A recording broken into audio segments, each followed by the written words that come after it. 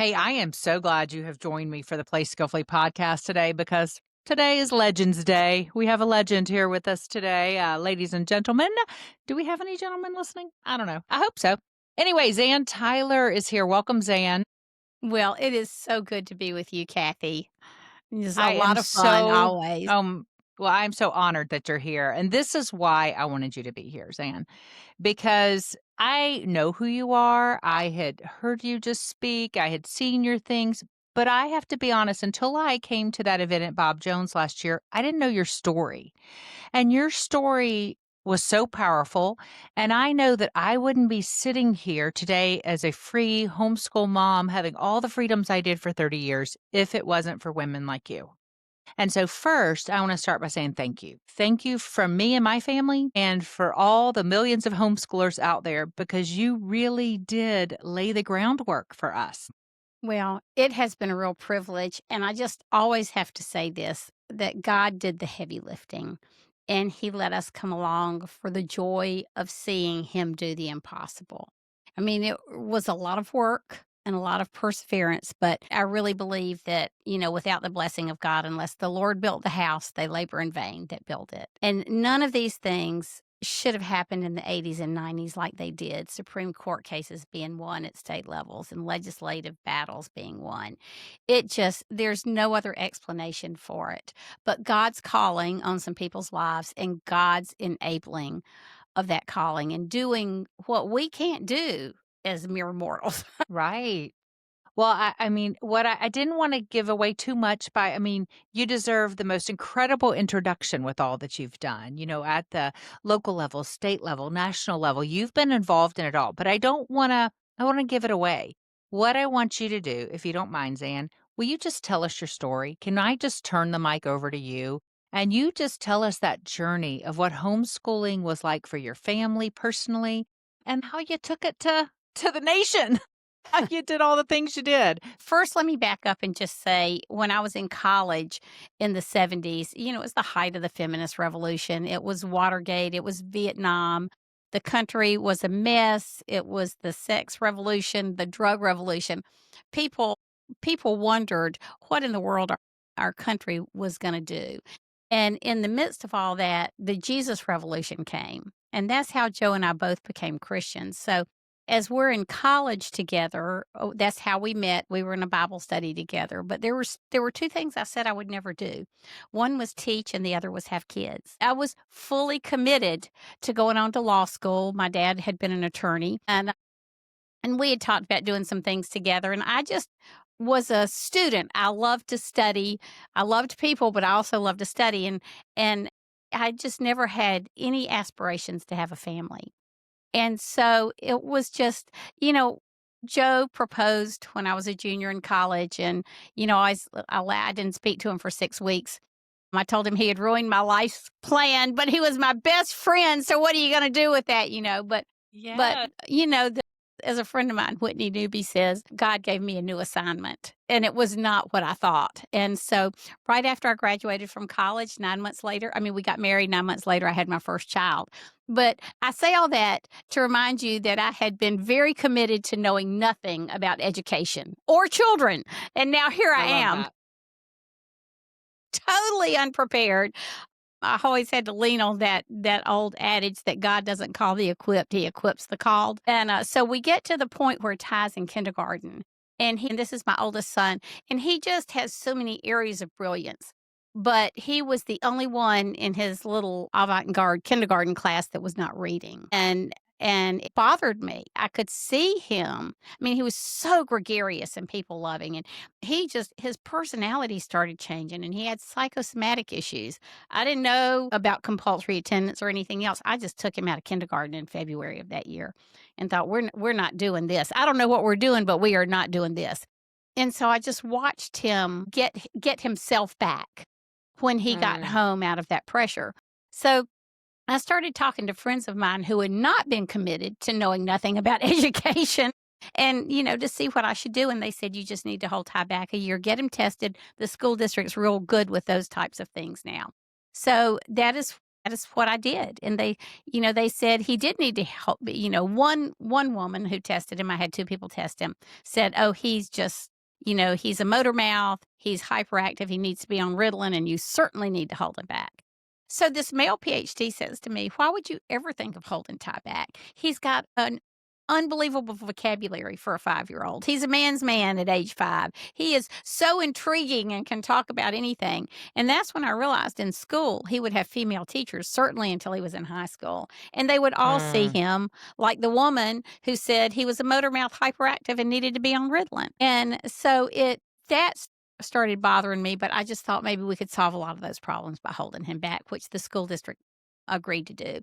And then a friend of mine, she was my prayer and Bible study partner, and she was older than I was. I was 22 when I had Ty. I think she had her son several years later, and he was 3.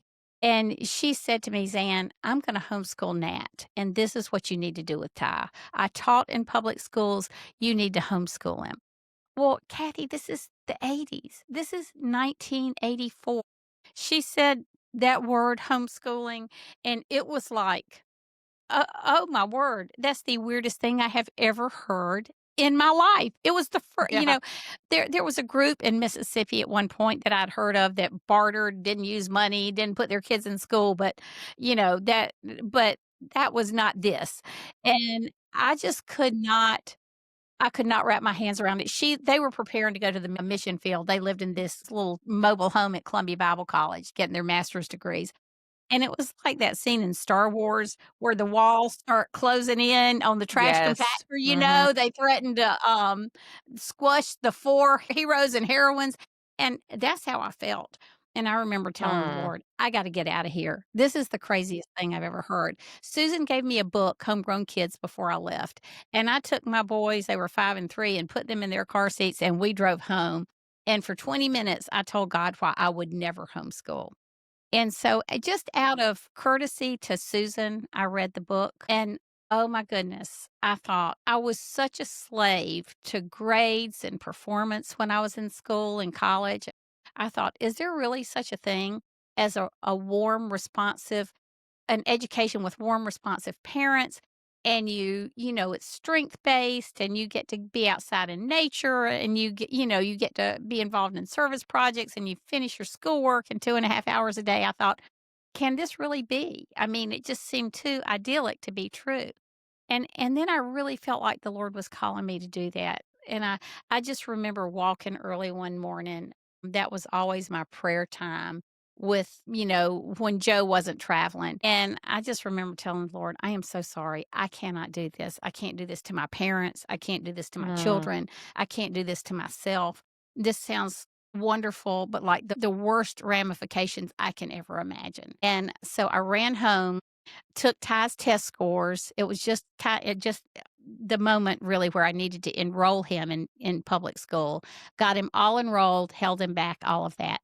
So to make a really long story short, the school district agreed to that, and then they reneged on holding him back at the last minute. And so wow. and then private schools are filled, and I just didn't know what to do.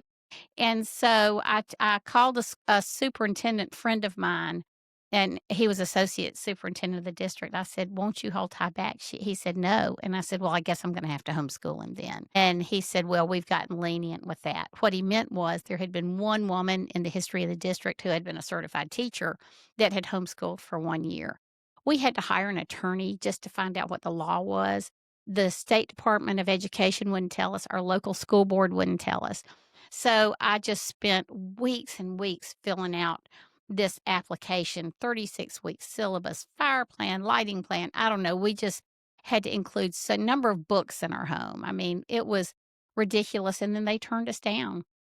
And I called for no reason. It was just very Mm, arbitrary. So I called my lawyer back. This is before the days of Homeschool Legal Defense Association.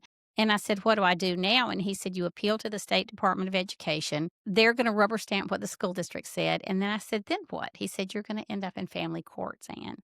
And I said, "Lord, I told you this was a terrible idea." I keep hearing this. I'm going to turn it off, which I thought I it's had. fine. Okay. Let me just, since This is just gonna keep going. So, as I was praying through all of this and wondering what in the world to do, I remembered that the state superintendent of education knew my mom. When he was getting Mm, his PhD, he observed her public schoolroom. She was an excellent teacher. And so when I was in the 4th grade, mom was teaching the 4th grade. I was just in a different classroom. And I would walk across the little hall and see Dr. Williams several times a week for the couple of months that he was there observing. And so I just thought, well, I'm going to call him. And I said, Dr. Williams, this is Sybil Peters' daughter. I have a real problem. Can I come see you? And he said, honey, you come on up. I'll clear my schedule. I mean, this is a friend. wow. Right. So, and the man who told me that he wouldn't hold tie back had been my principal in high school, and it was a new high school, and I stayed an extra year. I didn't graduate early so I could help the administration with projects. He was a friend. I used to babysit his kids. Mhm. And so I go down to the state superintendent's office, Dr. Williams, and I just tell him my story. And I thought he would say, "Dan, you are a mother who loves her son. This has been a series of unfortunate events. Let's see what we can do to right this ship." And instead, he said to me, "If you continue down this path of homeschooling, I will have you put in jail for truancy." And I think most of us cannot even imagine that. I think most moms sitting here can't fathom that that was your reality. it and I couldn't either. I mean, if you had told me that morning what was going to happen to me later that day, I wouldn't Mhm. have believed it in a million years. I'm sitting there, and all of a sudden I realize this is my Patrick Henry moment. And Mhm. from somewhere deep inside, I hear this voice saying, "Well, Dr. Williams, you'll just have to put me in jail then." The Bible talks about God gives us the words to speak when we go before the authorities. Don't worry about it. And he didn't say you might not like the words I give you to speak. And I remember thinking, who said that? I could not really Right. imagine myself saying that. And Yeah. so I realized it was just he and I in that room, and I had said that, and I got up and left. So we had not told my parents or Joe's parents. We hadn't told anybody, including our kids at this point, that we were going to homeschool the next year because it was 1984. So, but since all of a sudden now I'm going to jail, my hearing at the state board is not too far away. My dad was very involved in the Columbia and South Carolina community. I didn't want him to read about it in the newspaper. Zan Tyler goes to jail. Actually, it wouldn't say peon homeschool mom Zan Tyler goes to jail. It probably would have said John Peters' daughter goes to jail. Right. And so I went and told my parents, bless their hearts. I said, Mom and Dad, I'm going to homeschool Ty. The district turned me down. Charlie Williams just threatened to put me in jail. They knew all these people. And I said, my hearing is next week. And at that point, I was just a hot mess and I left. I I mean, I'm bet. hysterical at this point. So I had worked for a senator. I had been somewhat politically involved for a high school and college student. And in my senior year in high school, I had actually worked for one of our U.S. senators, and it was the first year of the 18-year-old vote. So I traveled the state with him and spoke at events, and I was the token 18-year-old female. And so my dad also was a friend of this particular senator, and he was speaking with his wife at a function. And he said, Nancy, the Zan is in trouble and she needs the senator's help. So Mm, he was just mad. He didn't care two hoots about homeschooling. He was mad at the way his daughter had been treated. of And so course. I get a call the next day from the senator's office. It was his chief of staff, Charlie. But he called and said, Zan, the senator is going to overnight a letter to Charlie Williams telling him to approve your program. I just wanted to let you know that. The next day I got a call and said, he said, Zan, forget that. The senator is going to fly down and meet with Charlie Williams in person on your behalf. So my US senator My flies down, walks in his door the next day and says, Charlie, get off her back. My staff has looked at this. Her program is legal. You need to approve it. And so all of a sudden I went from being the most hated person in South Carolina, I felt like, to "Oh, Mrs. Tyler, come down to the State Department. We're gonna help you make sure all your paperwork is ready. You're Mhm. gonna be approved at this hearing. We don't want you to worry about anything." And that is actually the way it worked out. So it was, I always wondered. I went to Furman University, which is a really respected university in South Carolina academically. I had a nice family background, and I thought, what does a person do who doesn't have all that? And that really, I didn't know anybody else in the world who was homeschooling, period. And so it's not like I had lots of friends who were in trouble because I didn't have any friends at this point. I mean, we had people in our family, people in our neighborhood, and people in our church who wouldn't speak to us because I was homeschooling the kids. And I mean, I'm this total extrovert. And I mean, I just feel like I have been banished to my home, and the kids with me. And so, those were just tough, tough times. We started finding out through the grapevine. This is really funny. We met some homeschoolers that were underground, and we were meeting, maybe met a dozen the first year we homeschooled. And I looked at Joe and I said, "Did we ever think about doing this underground? Why didn't we think about doing this underground?" We Right. could have saved ourselves a whole lot of trouble. Mhm. And so years later, one of the attorneys for the State Department of Education said, "Why didn't you do what some other people did and just claim you were homeschooling for religious reasons and we would have left you alone?" And I Right. said, George, if I'd known you would leave me alone, I would have done that." Yeah. But that just obviously in what the Lord had for us. And so the first year was a little rough. I mean, we lived in this little cul-de-sac neighborhood, and there would be a policeman who would drive through the neighborhood by my house. I'd never seen a policeman in our neighborhood ever, presumably making sure the kids were inside and we were homeschooling. And like I say, we had a lot of people who disagreed with our decision and didn't mind telling me. And it was just the outside trappings of homeschooling were no fun. But what Mm. was happening inside our home was fairly amazing. I had been a stay at home mom. I knew my kids. I loved my kids. And yet, as we start homeschooling, as little as I know about it, it was amazing the transformation I saw, especially in Ty. I just, I mean, I would think, I don't know what I'm doing, and this is amazing. And so at the end of Yeah. that first year, I told Joe, I said, "We need to do this one more year." For the first few years, it was really a year at a time. And he said, "Yeah, I was afraid of that." But they approved us to homeschool that next year without any more trouble. And in November of that year, I had a knock on my door. It was late, 10 o'clock. I remember feeling like it was midnight. And if I got a knock on my door late at night, I just assumed it was social services coming to get my kids Right. because Sure. everything about this process has been so arbitrary and capricious. But it was a friend of ours, Bill, and he was the head of a state agency. And he said, "Sam, can I come in?" I said, "Sure, Bill, come in." He said, "Well, my wife and I hate homeschooling." I said, "I know that." And he said, "But we love you.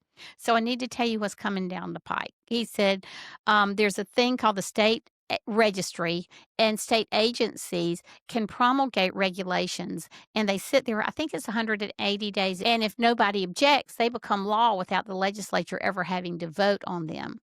And he said that the State Department of Education is promulgating two things, a bill that says two things. You have to have a college degree to homeschool, and you can only use state approved text, which means no Christian textbooks, no Bible, no nothing. And he said, from you have this many days to challenge it and stop it. And so I'm thinking, what are we going to do about this, Lord? I mean, I had been collecting names on our Tandy 1000 for those of you who know the history of computers. It wasn't much. Yeah. But mainly the names I had gotten were from literacy organizations and attorneys that just found my name somewhere and wanted to be on my list about homeschooling if I ever got anything going. It was not very many people. So my attorney said you've got to have 25 letters in that go to the state superintendent of education requesting the public hearing on these regulations to stop it. I thought, 25 letters. How is that ever going to happen? So I sent out an email to my list and some friends and some people in our church and my pastor, And the technology of the day was you have to carbon copy me on the letter, the snail mail letter you mail in. So I know when we have 25 and I can go down to the State Department of Education and show them. And so we got 125 letters. You could Wow. have bowled me over, and I took them down there, and we had that was the impetus to call that first public hearing, which we lost terribly, but that started well, we had been at it a year at this point. That started another 7-year process of either being in the legislature or in court to get a good homeschooling law passed, and by that, I mean no requirement for the parents in terms of a degree except for a high school diploma or GED, and the freedom to teach your child what you want them to learn when you want it to learn it. Now, there's a list of 4 or Right. 5 subjects people have to teach. But, when I stop and look back at that story, I think they put me through all of that just because I had a child who couldn't read on their time schedule. Right. All they had to Right. do was let Yeah. me it was all about that. It was all Yeah. about letting Ty learn when he was ready physically and capable of reading, and Yeah. it still floors me that they were willing to go to the mat over that. I'm so Mhm. thankful because we discovered homeschooling that way. I would have never Yeah. homeschooled under the circumstances if everything had been a happy thought. I would never have heard of it. I wouldn't have had any reason Right. to.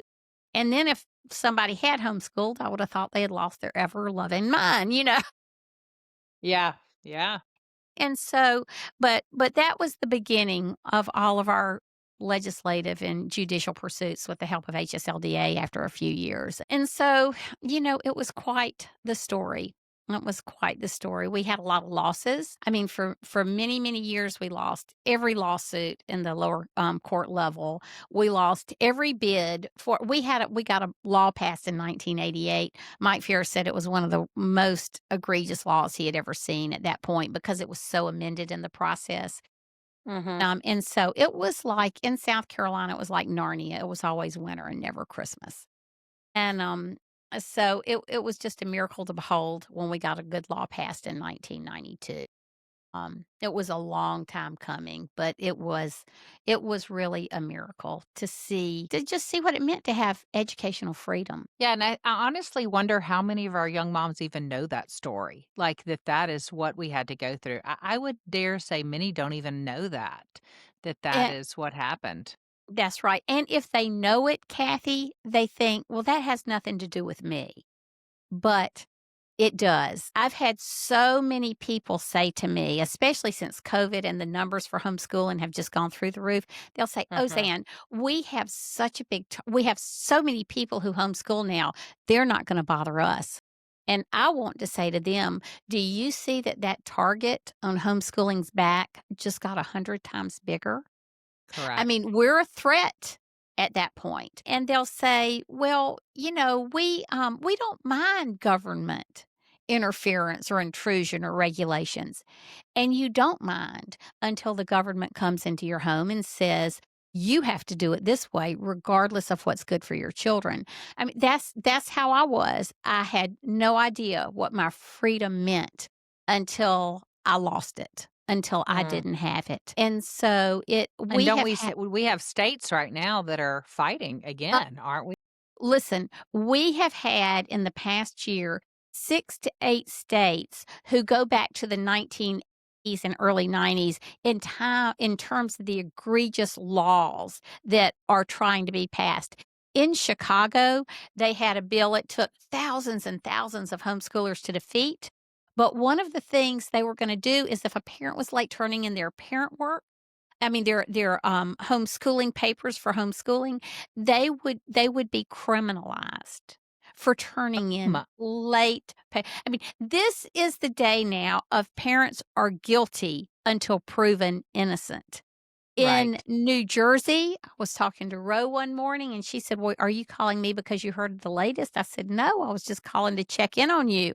And she said, "Well, there's a new bill that says that every homeschool parent needs to meet with a designee of their local school superintendent, which was a nurse, a social worker, or a third category. I can't remember which one. And that's your chance to ask them any education related issues you may have. And by the way, they want to do a well check of all of your children. That is as egregious as the home visits used to be. These are not messing around. We want one more piece of paper from homeschoolers laws. These are legitimate, hardcore infringements of parental rights, things we haven't seen in 30 years in the homeschooling community. And so, people, let me tell you, it is easier to maintain freedom than to regain or win freedom. And so, let my life be that testimony to you that you don't want to spend 8 years of your life not knowing, am I going to be able to homeschool? Is there going to be a policeman at my door? Are my children going to be removed from my home? Those are not fun fears to live with. So, I And they're encourage not people. that far-fetched. I mean, Oh, unfortunately, they're not that no. far-fetched. So I think people need to hear this and recognize truly the privilege. What would you recommend, Zan, that if someone's hearing this, is there something they can do to get involved at their local level? Yes, absolutely. I think everybody should go. There are two places you can find this. To your state organization. Almost every state, there may be one or two that don't have a state homeschooling organization. Go to your state organization's website and find out from there what the law is. And then you need to join that organization because these state organizations are the gatekeepers for homeschooling laws. You can find a list on Homeschool Freedom, Homeschool and hslda.org, Homeschool Legal Defense Association.org. And I would tell you to join those state organizations so you know what's happening in your state. You'll be put on their e-list or, social media or however you want to get the information. And you'll know if you need to show up at the state house or write a senator, or if there's a law that all of a sudden is going to require you to have a health and wellness check or allow somebody into your home. And so you've got to nip these things in the bud. And to do that, you need to know what's happening. The other thing I would recommend is join Homeschool Legal Defense Association because they fight. Well, they do help legislatively with the states, but they fight in the courts. They've had some remarkable court decisions passed as precedent for homeschool freedom. They protect parental rights and parental liberty. I think it's like $115 a year. But the thing that I found is we don't live in a vacuum.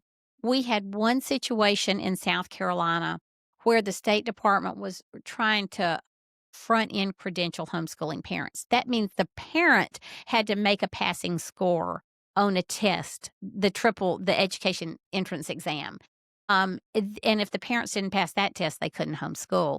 So Homeschool Legal Defense came in, took that all the way to the state Supreme Court level and won. But there were a dozen states watching to see if South Carolina could get that law passed so they could Mhm. do the same thing. And so if you think, "Oh, our state is so free, we'll never see that," you need to think again because usually what happens in one state is coming to a state near you because these Mhm. people are at national education events together. They're on Zoom calls together. They have national magazines and publications and most of them are not friendly toward homeschooling. We still have enemies. Yeah, it's I think amazing to think about, and I think it's so helpful for these young moms. Let's go back to a little bit more personal, just because again, you've homeschooled for so many years. You're three boys. Do you have three boys or two boys and a Two girl? boys and a daughter, yes. That's right. So love to ask seasoned moms, our legends, what advice would you give these young moms starting today? Like they're fresh at this, they're in their first few years, the ones that are typically listening to this podcast. And I think it was one of the things that we get to do as older women is to share our wisdom and kind of enlighten these young moms. So, what would you share with them from a personal level? I wish I had known. I mean, I was so close to my kids. I love my kids so much, but I wish someone had given me the freedom to know that I could really focus on the relationship. And then so much of the education falls in place. And the other thing that I learned that really changed the way I homeschooled was that we need to become students of our children and really appreciate them for who they are. And it's interesting. My oldest son, Ty, just talked and moved all the time. And we were using a curriculum that first year that said, have your student. I mean, I would read it every day. It was something somebody gave me, or Joe reminded me that I bought it on the black market somewhere. I can't remember. Yeah. I've since then The wild, wild either west. yes, yes. And, have your kids put their hands on the desk, their feet on the floor, look you in the eye, raise their hand when they have something to say, no coloring or moving. And so we never had a day like that homeschooling. And I didn't have a mentor mom or a support group or anybody to go to. So every day I feel a little bit more and more and more like a failure. And so finally, one morning, I looked at the boys and I said, we are having real school today. I mean, they're 4 and 6. And these are the rules, and we're going to follow the rules today. Well, Ty never said a word. And John's crying. I said, John, why are you crying? You could sit here all day long and do this work at 4. And he said, but my brother's so unhappy. But, so a week later in God's providence, I went to this little toy boutique and we had to buy a birthday present. And they had the whole Brio train set that we couldn't afford that the boys would play with. And I could sit there and read for 30 minutes. So I picked up this book, Growing Up Learning by this PhD. And he said, "There learning styles, everybody listening may know about learning styles. This is 1985 at this point. I've Right. never heard of learning styles in my life. And he basically says kids learn in one of 3 ways: auditory, kinesthetic, or visually. And woe be unto the auditory kinesthetic child who learns by moving and talking. They are not suited for classrooms, but they'll make the most productive people when they get out." And I'm going, "Ding, ding, ding, ding, ding." I'm thinking, "Oh, this is Ty." And then he described working with a graduate student who loved school, but he said she had to sit in a desk for more than 10 minutes. And a lot of graduate school is sitting in a desk. It took Mhm. all of her attention and focus to be still and be quiet, and she had no bandwidth to learn anything. So he was counseling her on strategies. And I thought, that's Ty. That's why that day I made him be still and quiet. He had nothing to say. That took everything out of him. Yes. And so that one day I call our Independence Day in homeschooling. I thought that Ty was active and talked a lot, and that was a flaw, and it was my fault and lack of discipline or being a good mother. What I failed to realize is that God had gifted Ty that way. It was not a Absolutely. flaw, it was a gift. And I needed to learn how to make his education fit him, not the other Hmm. way around. And so, if you'll become students of your children and study them, God has bent every child in a unique way, and we need to fold them the way they're bent, just like a map. So, if you take the time to learn your children, how they learn, what they're interested in, their strengths, their weaknesses, it will make your job as a homeschooling mom so much more joyful and cut out so much tension. Oh my goodness, Kathy, you must have experienced that 1,000 times with 8 children. Well, a little bit, but I was so fortunate again because of my background in child development. It is the way that we did that, right? The way that Right, we right. we did so much through play from the beginning, and I Yes. I was fortunate to know that you needed observation and you needed to teach towards their What a passion. So blessing. I Yes. it was a blessing, and I always tell parents now that I might have shared this with you when I was on your podcast, that our job as parents is to help our children become who they were already meant to be. Yes, So we just have to be absolutely. curious and help figure that out. It's not what we've drawn out or written out. It's just what you said, how God's wired them, how they are bent, their passions. and it not only helps our job be easier, it really is beautiful to watch the aha moments when they take that curiosity and Yes. run with it. So Yes, I love that that's the advice that you absolutely. gave.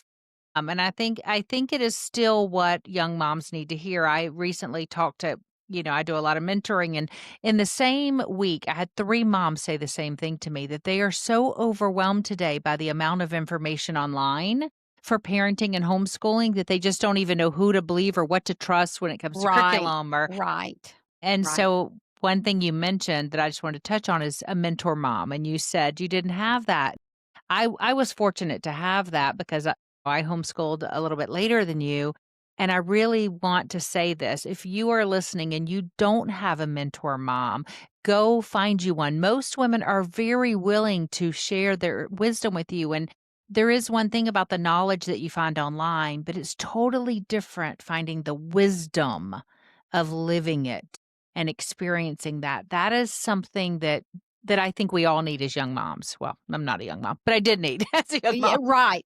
Absolutely, Yeah. absolutely, and for those of us who didn't have any of that training going into having children, I think it's even more important. Yeah. Well, finishing up, I always like to ask if you're willing and if you have it to share a favorite childhood memory from your own childhood. Do you have something that you could share with us? I do.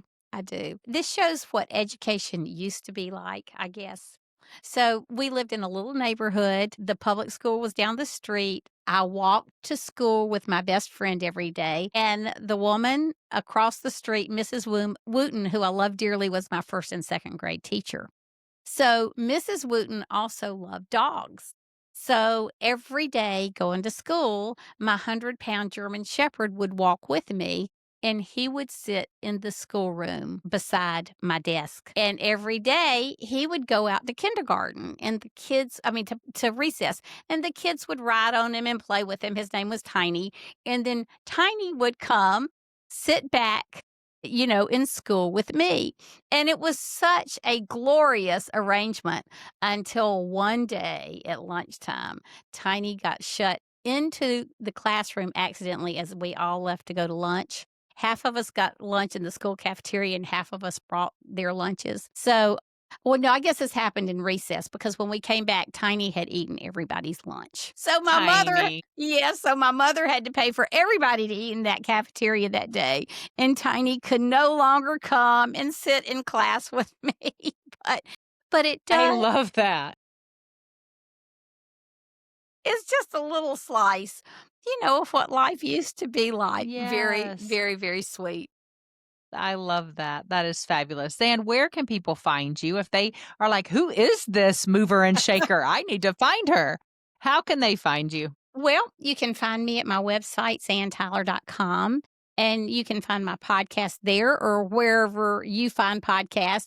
It's the Zan Tyler podcast, Thriving in Your Homeschool. And I also would just like to say that I'm an ambassador for BJU Press Homeschool.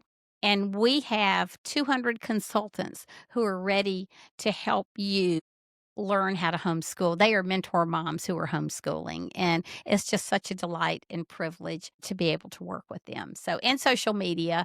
I don't do my own social media. You will all be thankful for that. You'll be thankful for that. It's a beast for those of us who do. It's so hard. It's so hard. Well, thank you so much for sharing your story. And just again, thank you for all that you have done to help us on this journey of homeschooling. Well, thank you for having me on the show. I appreciate it.